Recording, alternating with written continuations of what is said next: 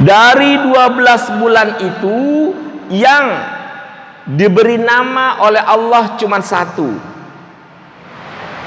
Yang lainnya namanya sesuai dengan kondisi. Apa itu? Syahrullahil Muharram. Tuh.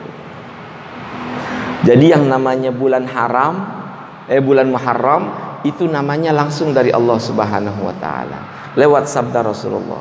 Syahrullahil Muharram. Itu dalam hadisnya ada. Yang lainnya namanya sesuai dengan keadaan. Tapi kalau giliran bulan pertama Allah yang ngasih. Bulannya Allah yaitu bulannya bulan Muharram.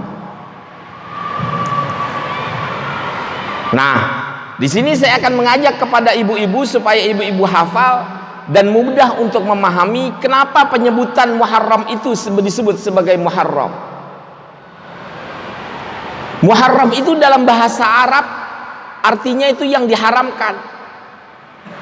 Apa yang diharamkan? Tadi ayatnya saya sudah baca. Inna iddatasy syuhuri 'indallahi 12 syahra fi kitabillahi yauma khalaqas samawati wal ard minha arba'atun hurum.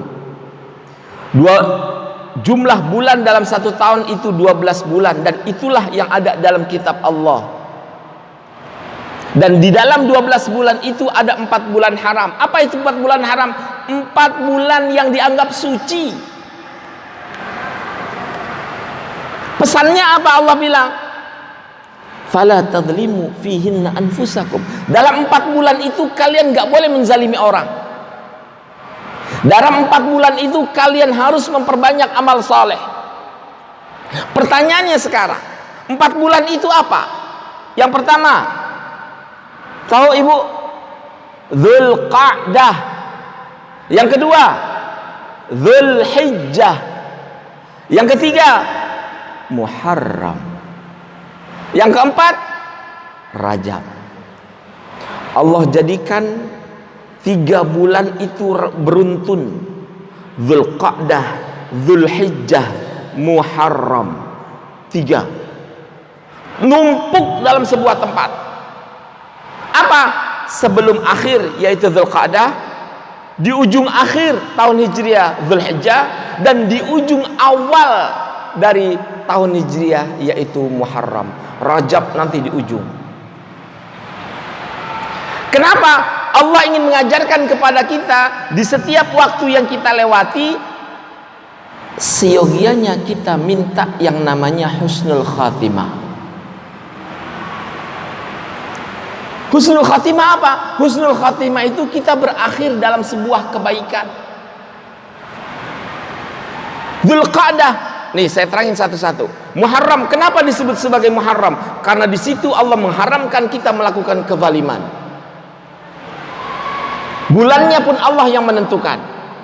Berapa lama bulan Muharram? Ya seperti biasa, kalau enggak 29, 30 hari. Kenapa Allah mengharamkan di situ? Ketentuan waktunya lantaran karena Allah ingin hambanya itu di awal tahun itu berbuat baik. Di awal tahun berbuat baik. Makanya para ulama pun akhirnya memberikan sebuah amalan yang begitu sangat banyak untuk mengisi bulan-bulan haram. Salah satunya adalah bulan Muharram. Yang pertama, al-iktsar min amalis salih. Bagaimana kita memperbanyak di dalam bulan Muharram dan bulan haram-haram lainnya adalah amal yang baik. Konsekuensinya, Bu, kalau kita bilang sama anak di rumah, jangan sekali-kali engkau buka buku itu. Jangan sekali-kali engkau buka itu lemari yang terkunci. Secara tidak langsung kita mengatakan kepada anak dan keluarga, itu penting dan bahaya. Tidak boleh sekali-kali engkau sentuh. Artinya kan ada kesucian tempat yang gak boleh dibuka itu. Kalau dibuka, maka akan kelihatan apa isinya. Disitulah kemudian Allah mengatakan, bulan Muharram engkau nggak usah ngapa-ngapain. Bayangkan 12 bulan, apa nggak cukup nyari duit? Kalau 12 bulan dikurang 4 bulan berarti kan ada 8 bulan. Allah cuma minta 8 bulan terserah engkau mau ngapain, cari rizki sebanyak-banyaknya, cari yang halal dan thayyib. Tapi aku minta 4 bulan engkau nggak usah khusyuk dan ibadah. Konsekuensinya, kalau kesucian kita langgar, maka dosanya pun akan berlipat dan berlipat dan berlipat. Makanya ketika Rasulullah